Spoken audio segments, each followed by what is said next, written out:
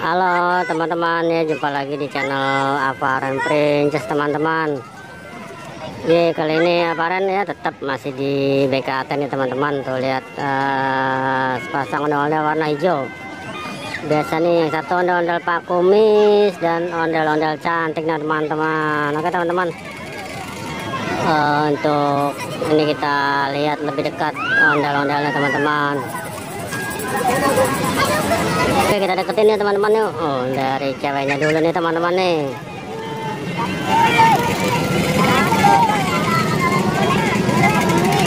Oke, kita lihat ondel-ondel Pak Kumis nih. Wih, kumisnya tebal nih teman-teman tuh. Cambangnya juga tebal nih teman-teman ini. Cambangnya lihat nih. Wah, cambangnya dari bulu sapi teman-teman. Kumisnya dari kulit bulu sapi nih, sama bulu matanya kulit sapi juga nih teman-teman itu. Wah, nah, ini kumisnya nih keren teman-teman.